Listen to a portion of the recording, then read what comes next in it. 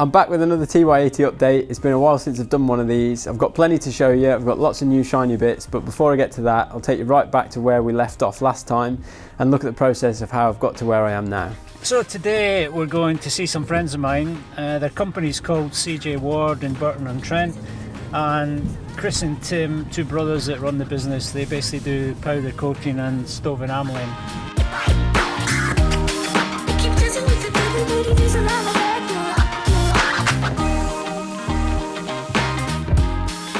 So I'll talk you through the process. So first part of the process is there's a man in there. Well, basically everything gets sandblasted, shot blasted in there. Tim's clearing that out at the minute. So first process is to get the frame, all the bits, get them back to metal and in a fresh condition.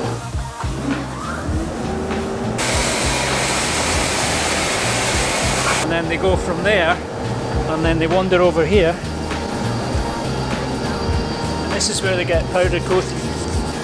These are the machines, these guns that do the powder coating. They're phosphate treated first. That's just another part of the protection process, don't know what it means, but phosphate treated, and then they're hung up there. Basically powder coat them with one of these guns, and it's basically just blast the powder. It's like talcum powder, depending on what colour you want. It sticks to the metal, and hung up there for a while till the powder sticks to the metal. You can tell I know just the basics. And then they take them from here, and then they go into this oven, and they're basically baked in this oven for a period of time. Not quite sure how long that is. And then they become hardened. They don't need lacquered after that. They're shiny, they're gloss finish to the exact colour you want, and then they basically turn into this, so they're made brand new. Visit complete at CJ Ward, so we're now on our way home.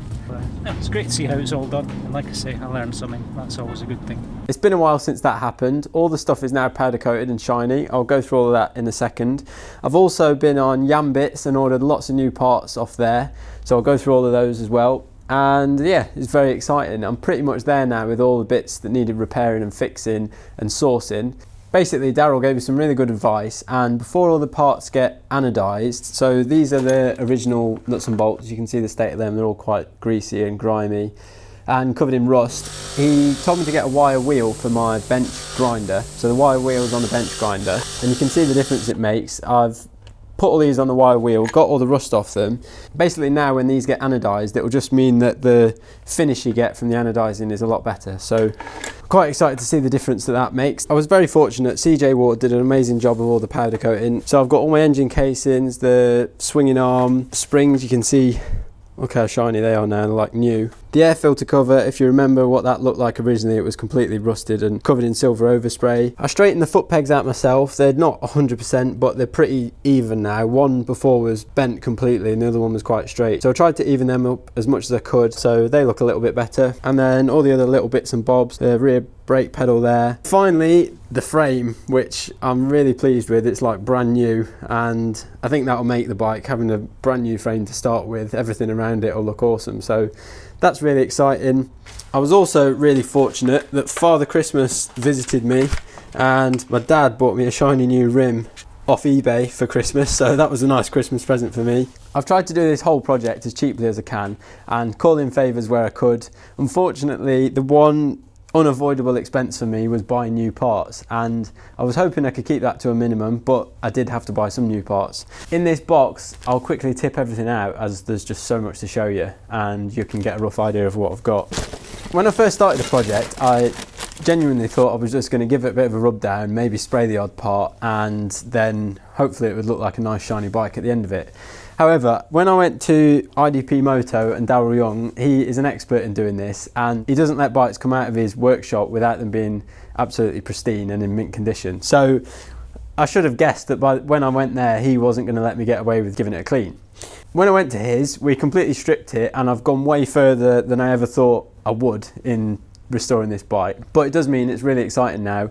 What's coming next, hopefully I will end up with a brand new bike at the end of it. As we went way further than I thought I was going, I did things like take the engine apart with him, which I've never stripped an engine before, and now I need to rebuild one, so I had to buy lots of new parts. As we were stripping it completely, we thought we may as well give it a service and completely restore it so it is like new when it's finished. So things I bought that I wasn't initially expecting to buy are things like a gasket set, all the little seals and things like bearings. Bought a new air filter as that was completely rotten.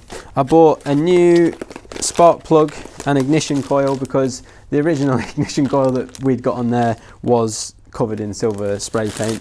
So it's things like that that are now going to look brand new on the bike, which I definitely would have left before. And for all of these bits that I bought, it totaled around 250 quid, I think. So for 250 quid, the powder coating, I was really fortunate that CJ Ward helped me out with that. The paintwork is the next job, and really I could avoid doing the paintwork because it doesn't actually need doing, but as I now make YouTube videos all the time, Paint Nation, who have painted my helmets previously, randomly I've also got a TY80 that they need to paint, so they've asked me to go along and I'm going to go up to their paint booth and paint my tank and other little bits with them, so that's quite exciting. I'm looking forward to doing that. But once the paintwork's done, I'm completely finished then and we are good to go. Other little bits, things like a chain, which I definitely wouldn't have replaced, but it's, let's open it, let's have a look. I'm like a child, I've never had so many new things in one box before. Look at that, brand spanker. Don't know why I got so excited about a chain there, you've all seen chains before. Other things are things like rim tape, as I've now got new wheels, so I needed new rim tape. When we took the wheels apart, they were completely rusty. It looked like the water had got in somewhere and it had sat at the bottom of the wheel, so one part of the wheel was completely covered in rust. Cables, that was another thing. I definitely would have left all the cables, but I've now got a new clutch cable, brake cable and throttle cable. I think it's all the little bits like that that are going to make a massive difference when it comes to finishing this bike, so I'm really excited to put all those parts on. I also got new sprockets front and rear, and also all the other little bits like fuel pipe that it cost pennies for all of these bits added on the top, and I think all those little bits will make such a difference when it comes to rebuilding it. The last part to this is the plastics.